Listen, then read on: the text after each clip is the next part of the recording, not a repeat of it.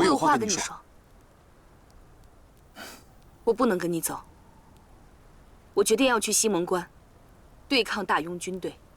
我一直以为西蒙的百姓需要我，我昨日想明白了，不是他们需要我，而是我需要他们。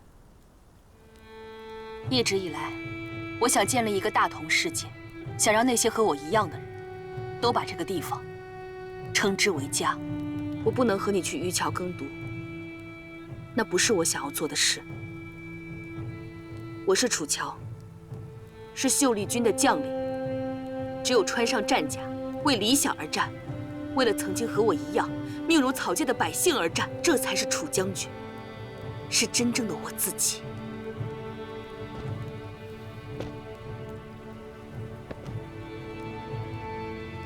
跟我来。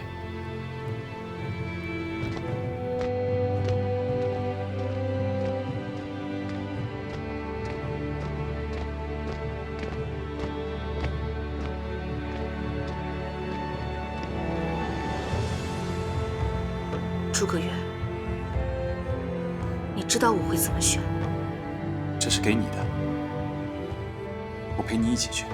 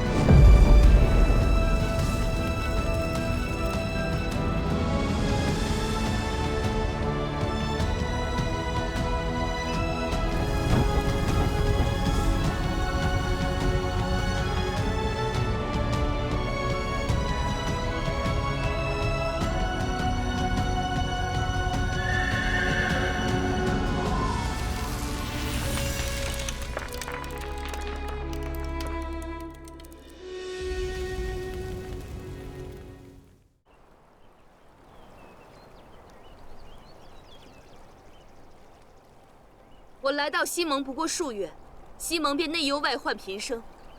我知道你们对我有诸多的议论，也有诸多的猜测。我不知道我自己生在何处。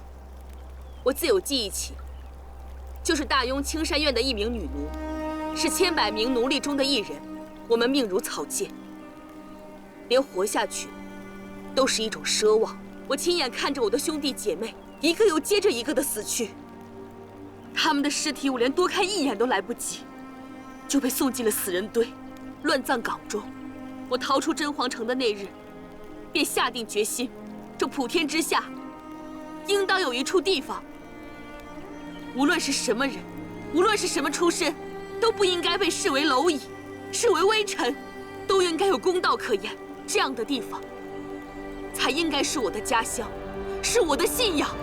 正是因为如此，我来到了西蒙，想要和你们王上一起改变这里，守护这里。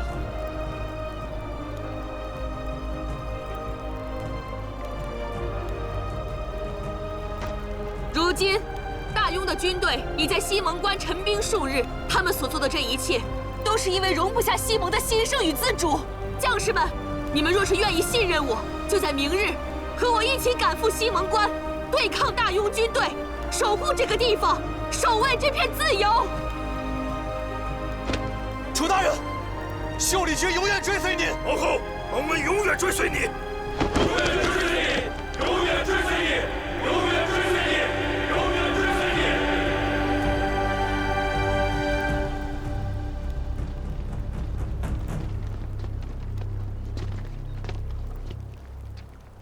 公子，咱们这下是不是真走不了了？走不了了。王后不走，皇上也走不了。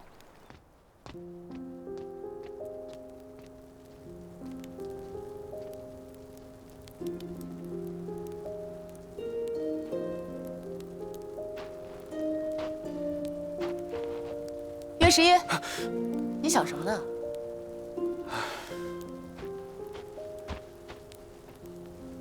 我在想，为什么楚大人不肯和公子离开，宁愿过着出生入死、朝不保夕的日子？你说，哪有人有悠闲安逸的日子不过，非要……别想了，想你也想不明白。这是定胜糕，你怎么会做这个？我怎么不会啊？我小时候也是在真皇城长大的。哎，明路，你这个味道，和我在18坊吃的那家一模一样。你是不是也吃过这？哎，明路，哎，你别跟着我啊，就那一块儿，剩下的是我要留给明天出征的将士们的。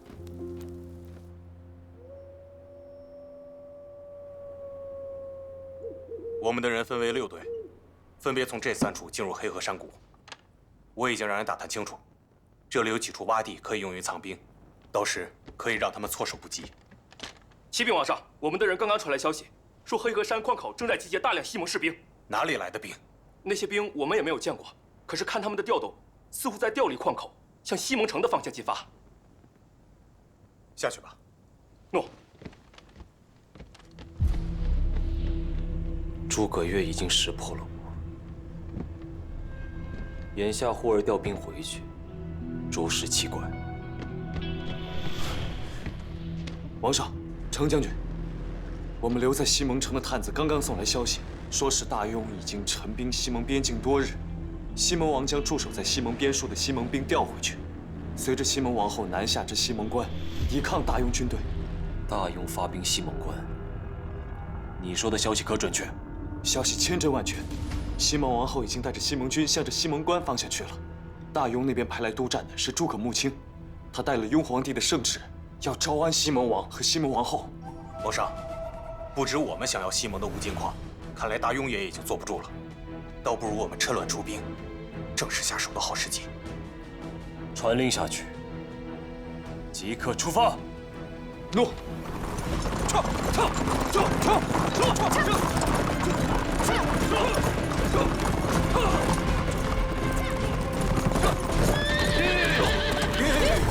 传令下去，调转方向，我们去西蒙关。皇上，拥军在西蒙城外有数万人，我们只有不到2000黑鹰军，若全部去支援西蒙军，那也只不过是杯水车薪。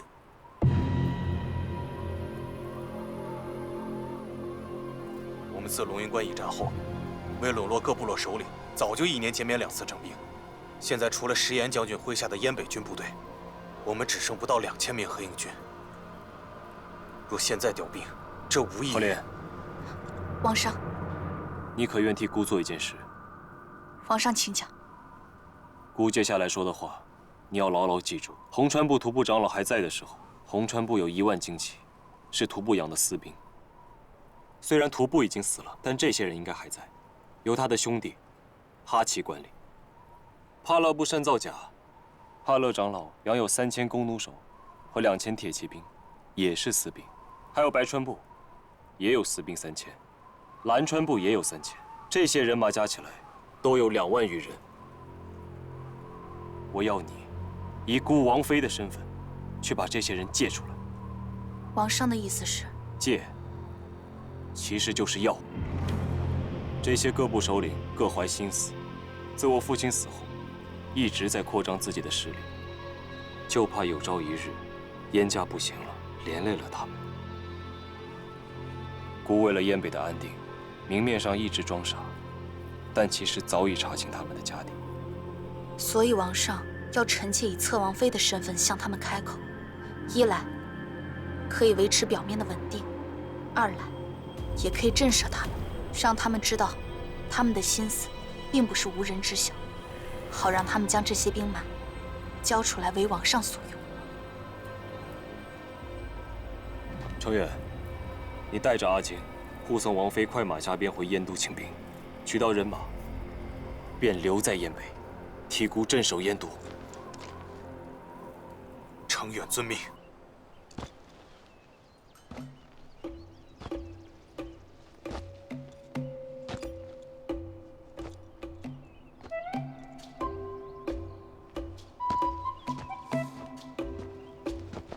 殿下，你看，这是黑毛驴，燕北特有的驴子。另外，那边还有关中驴、河西驴、花毛驴，那边还有荆州驴。你看看，你喜欢哪头？我怎么感觉都不太对呀？不能吧？这天下的驴子也就这么几种，殿下就挑一头品相最好的给送去，一准行。这真皇城山高路远，再把那头驴子给送来，2个月有余的时间不说，关键是殿下千里送一头驴子来便说，这要是传出去了，着实荒唐了些。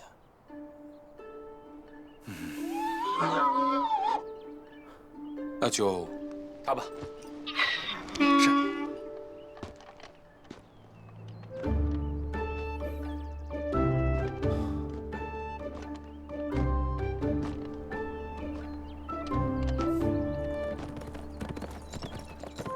上，上！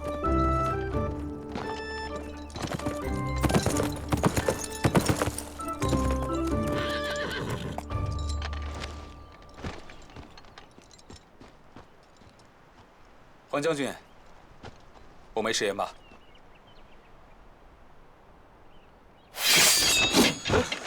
你敢骗我？我没骗你啊，这就是你那头驴。你看，这头驴完好无损，虎背熊腰，黑黑胖胖的。这根本就不是我的那头驴。这就是你的驴啊！我堂堂大庸的皇子，骗你头驴做什么呀？你这驴的确是燕北的黑驴，但我的那头是燕北的黑驴和河西驴杂交的，因此毛色看着黑，但腹下却是发灰的。还有这鬃毛也不对，可能是水土不服，毛发和样貌都变了。公驴也能变母驴？公驴？好了好了，是本王的错。桓将军有所不知，我军营中有好几头驴，可能是我眼拙认错了驴，错将这头母驴牵了过来。不过这也是上好的黑毛驴。桓将军如果不介意，就将这头母驴抵了你那头公驴如何？我不要你的这头蠢驴，我就要我的那头公驴。桓将军，这不都是驴吗？有什么差别啊？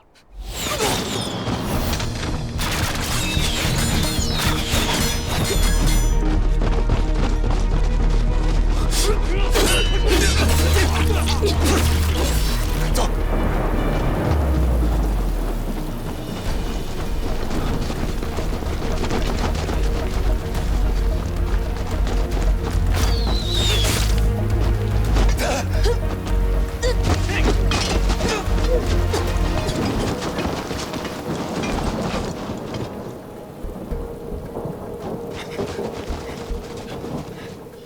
他们跑不远，给我仔细搜。是，你们去那边。是，走。你腿受伤了。前面有条小路，我们速速离开。走。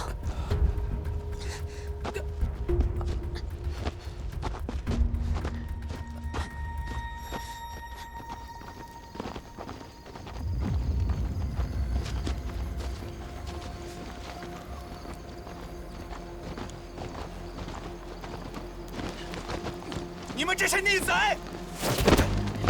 你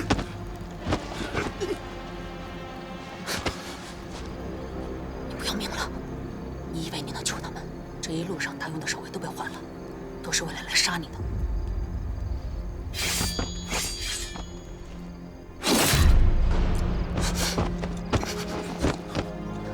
冷静点儿，这些事我都遇到过。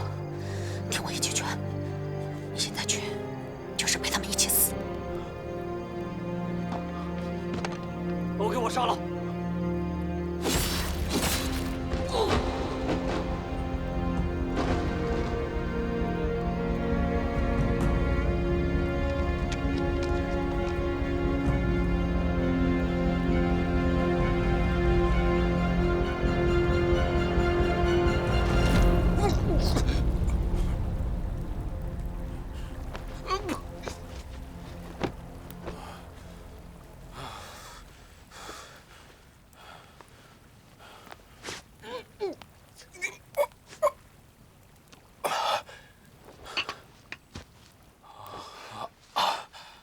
个大男人，比最有罗的小娘们还能哼哼。你是不是被什么人忌惮，才遭人暗算的？你怎么知道？我也曾被人这么清算过，虽然我的手下没死，但我也丢了半条命。你遇到我的时候，正是我连燕北都回不去的时候。那你一定和我一样，并不习惯帝王之家的规则，但是却又不得不身在其中。你既然总结得这么到位，就应该释然才对。我年少时母妃早逝，我一直随军在外厮杀，我一直单纯的以为，只要我立下战功，守护大雍，父皇就能赏识我，喜爱我。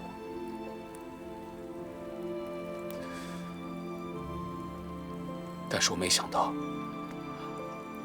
我的努力换来的却是他的不信任和忌惮。他更喜欢我的13弟，即便13弟性格暴戾，嗜杀无度，父皇依然疼爱他。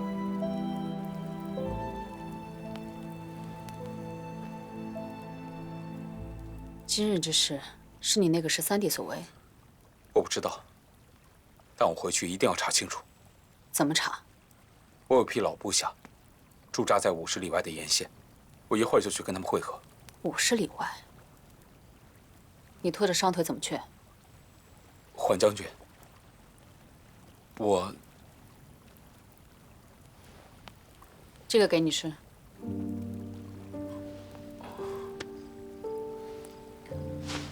我先睡了。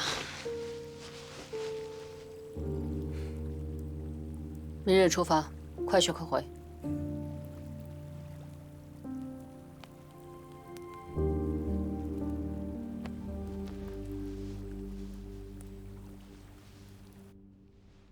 胡说八道！这是他们送来的。是。这是什么？这文书上说，我是雍皇帝和一个女奴隶所生下的。当初那个女奴隶怀有身孕，害怕被杀，所以连夜逃出了金圣宫，被金家所救。这张纸，就是那个女奴的奴籍。这些婴孩的旧物，说就是我小时候留在金家的。这不过就是一些寻常的旧物，怎么证明是你的？还有这奴籍，随便哪里不是？他们为了得到西蒙，真是无所不用其极。传我的令，所有关内的将士严阵以待，日夜换防，以防大雍军队趁虚而入。是。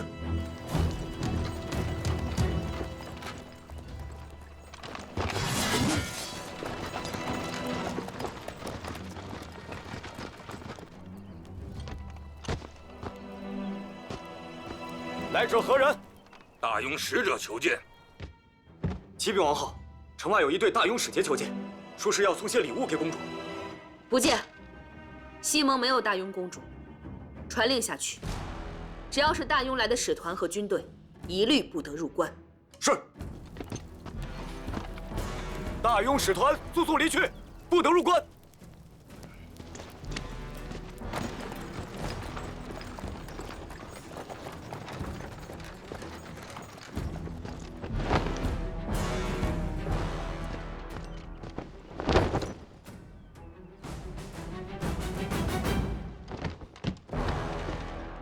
启禀王后，王后的命令已经传达，那大雍使团走了，可是他们留了一些东西在关外。什么东西？只是几车粮食蔬果。用粮食蔬果送公主，他们是在羞辱我们吗？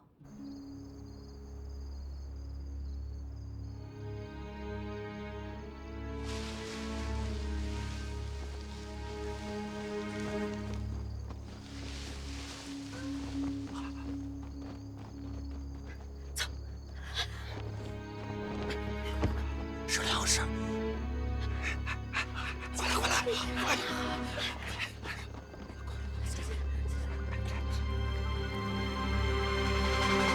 启禀王后，百姓已经连续2日拿走使团送来的粮食了。今日他们又送来了第3批，使者还是那套说辞。报！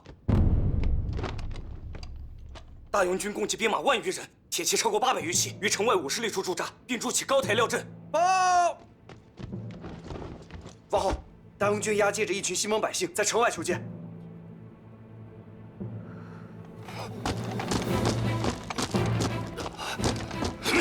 孽仇人，胆敢擅闯王宫！交给西门王，告诉他，王后出事了。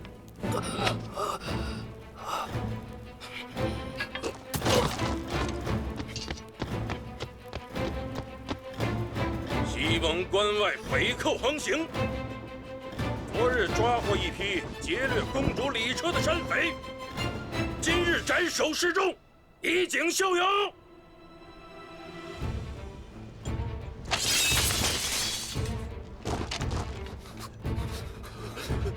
斩！今日这是第一批，以后每日都会送来一批匪寇，直到公主亲自出关迎接大勇诏封。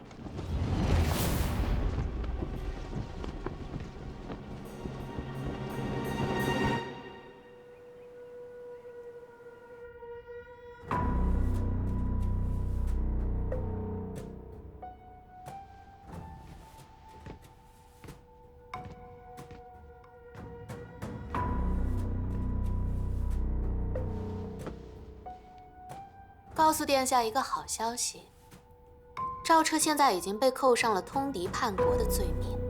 燕明关今早传来消息，说他的亲信在军中被就地正法，只有他一人侥幸跑了，现在生死不明。生死不明？他怎么没死呢？殿下放心，生死不明就是死了。他一个皇子，勾结燕北，又戴罪潜逃。在父皇眼里，已经跟死人没什么差别了。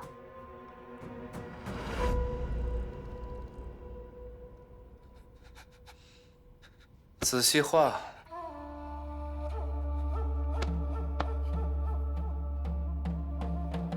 纯儿公主的锁骨最是妩媚动人，还有这条项链，跟她也是绝配。你要帮我把她的神韵画出来。诺。参见殿下。何事？臣得到消息，主桥独自一人带着部分秀丽军还有西蒙兵抵达西蒙关，一切正在按殿下的计划进行。多谢木禾大人相助。若没有木禾大人告知我们诸葛月就是西蒙王的话，那诸葛穆青能那么轻易听我们的话吗？这都是臣应该做的。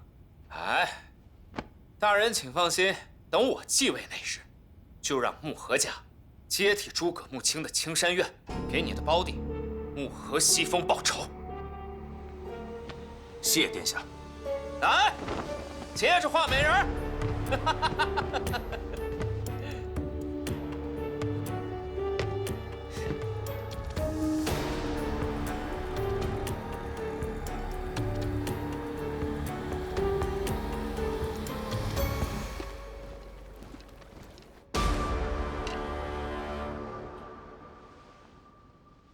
西蒙关虽说有地势为天然屏障，但我们的兵力和大庸相比，是不堪一击。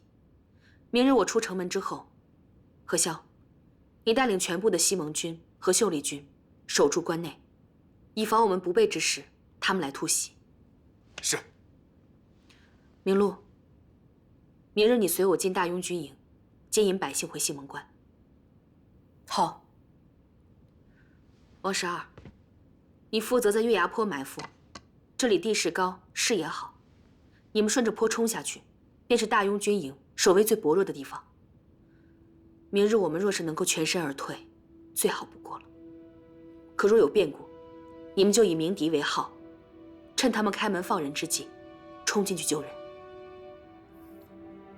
放心吧，月牙坡地势隐蔽，一般人不知道哪里有近道可以找，庸军不会设防的。大人，这明摆着就是大庸军给你设下的鸿门宴。即使咱们的计划设计的再周全，那也是远水救不了近火。不管如何，您千万小心。放心吧，大庸想要的是西蒙，我的性命不重要。他们既然大费周章地封我为西蒙公主，就不会轻易杀我。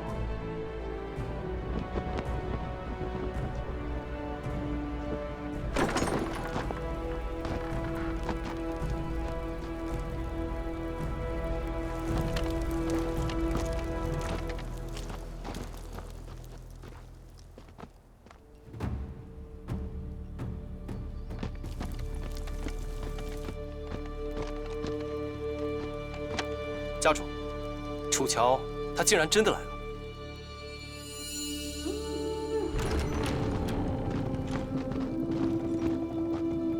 明路，你在这里等我。是。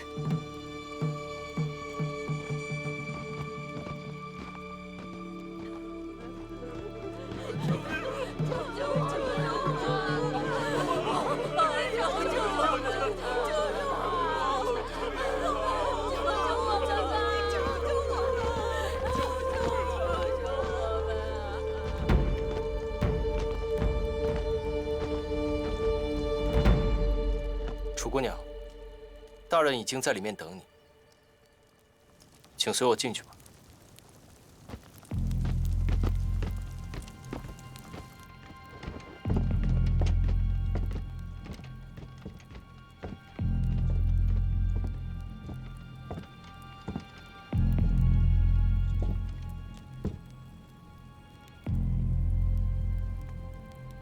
没想到，大庸的使者，竟然是青山院的家主诸葛穆青大人。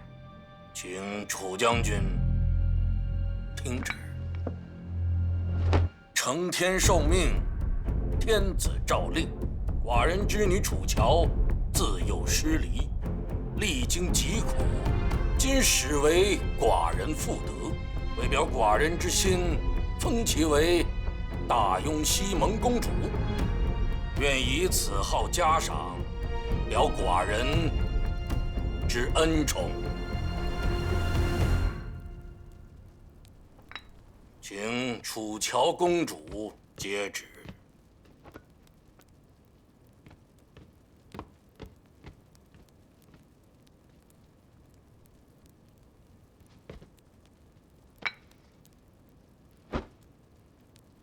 现在可以放人了吗？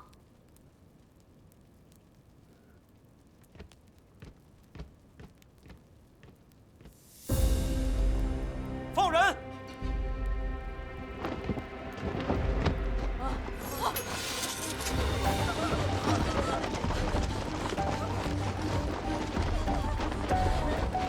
快点走！你们快点！快走，快走！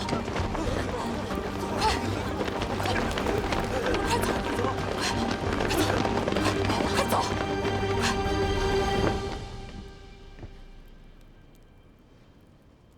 诸葛大人，戏都演完了，也该散场了。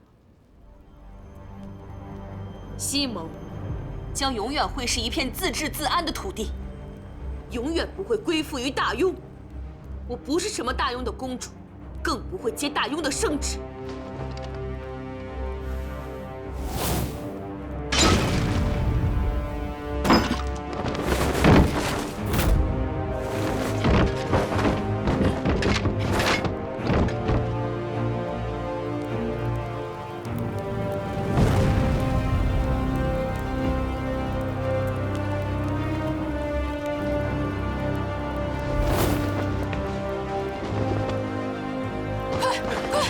快走！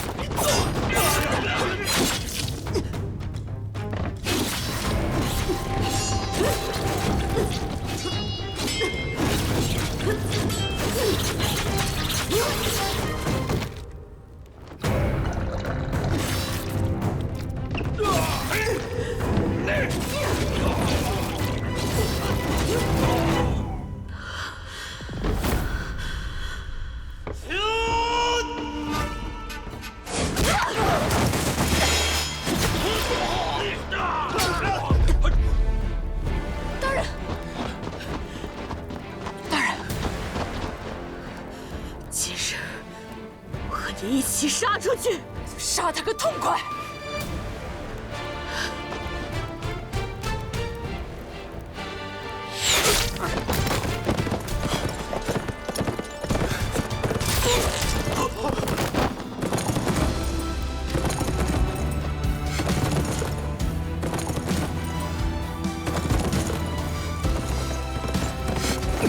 诸葛云，行。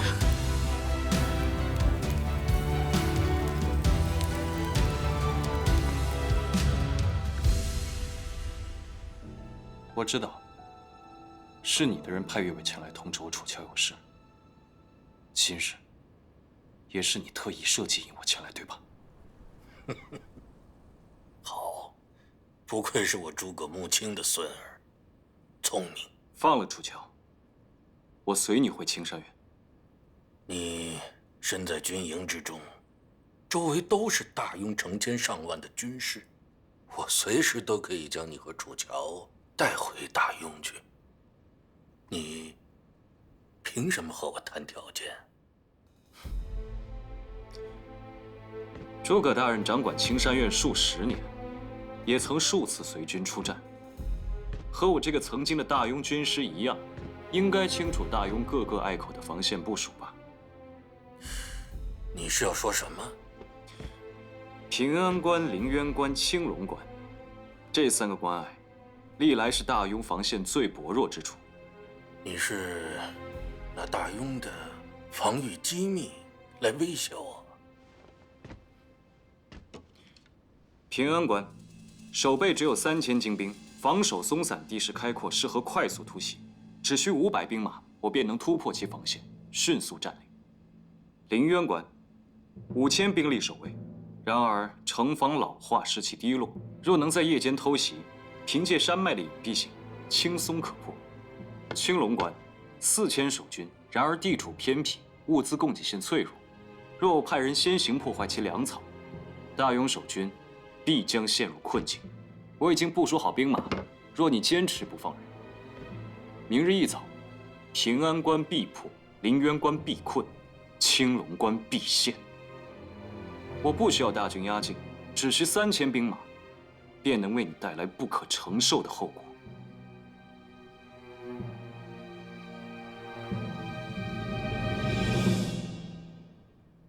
你现在人在这里，我随时都可以命人将你拿下，即便你提前设置了人马去攻打这几个关隘，我想再快，你也快不过我的。好。 那你试试。我已经在周围都埋伏好了人马，虽比不上大庸的上万兵马，但是我的人个个都是铁胆忠心、效命于我。而诸葛将军你带来的这些人马，都是从蒙将军手下借调而来。一旦冲突起来，我身后的西蒙士兵是在守卫自己的家园，是在为自己家园的生死存亡而战，定会拼尽全力 破釜沉舟之下，诸葛将军，你的1万人马未必是对手。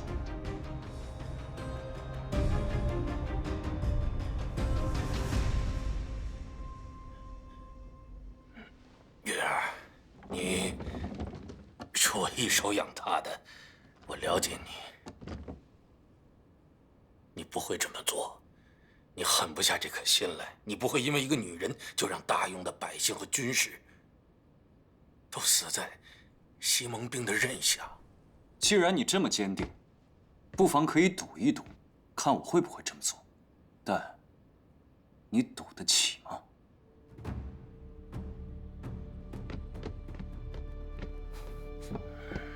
教主，燕巡带着黑鹰军从夜明山外的密道包抄过来了，已经到西蒙关外了。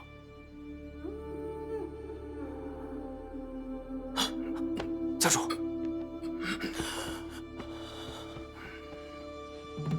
原来你早就预料到了，所以才敢只身一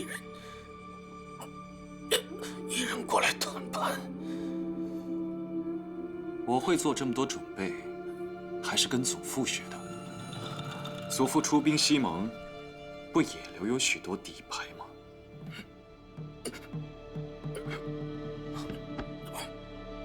放过楚乔，放过西蒙和百姓，我跟你走。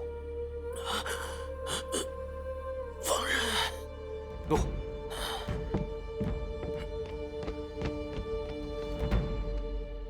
谢祖父。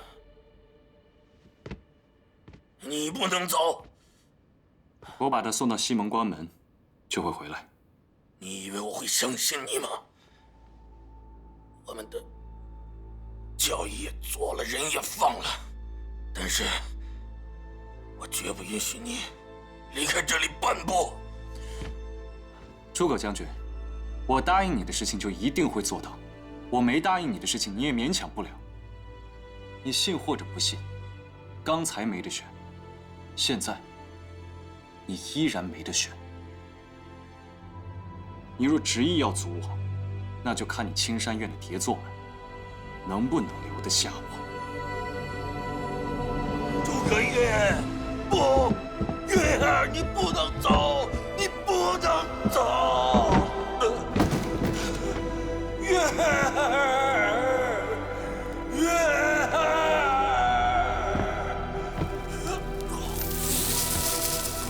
家主。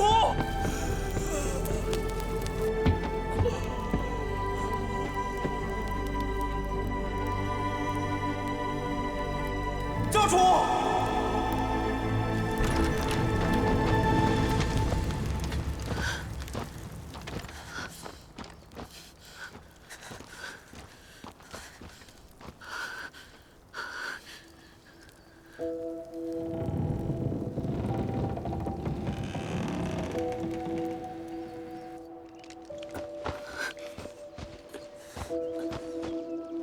明路，坚持住，马上就到了。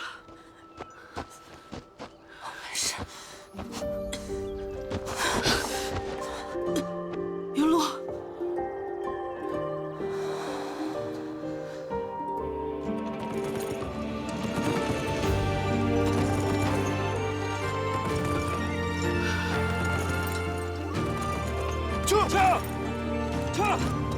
阿楚，阿楚，明路，阿楚，你怎么样？我没事。明路，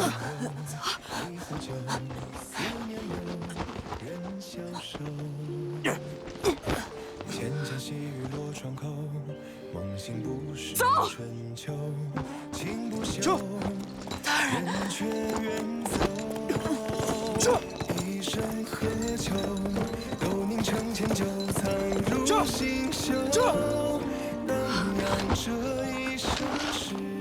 大少，你怎么了？大勇军营救诸葛亮。不行，将军离世。大勇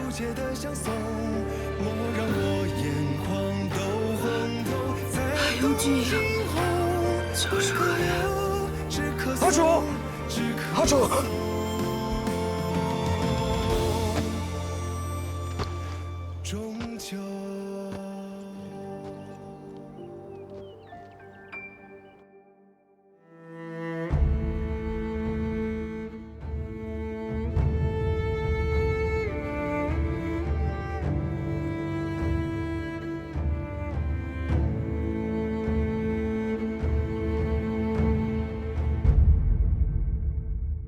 这世上，不是每个人都能遵从自己的内心。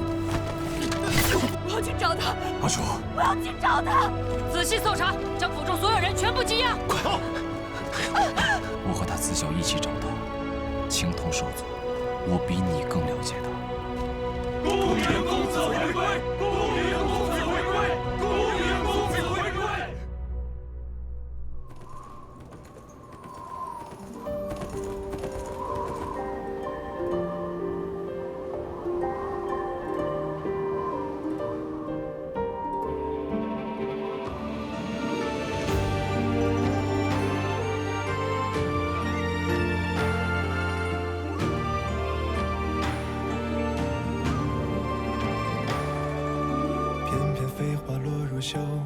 偏偏不懂心忧，一壶酒，思念留人消瘦。浅浅细雨落窗口，梦醒不是春秋。情不休，人却远走。一生何求？不过再回首，芬芳仍旧。颤抖的手仍有红豆。欲说还休，都凝成笺酒，藏入心袖。这一生始终，问苍穹风情思念中，如何从头，又如何相爱相守，都不永不竭的相送。莫让我眼眶都红透，在动今后，不可留，只可送，只可送。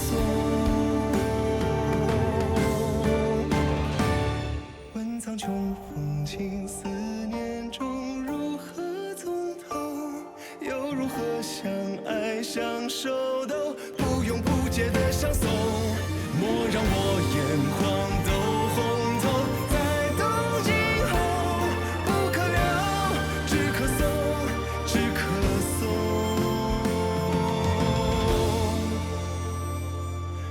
终究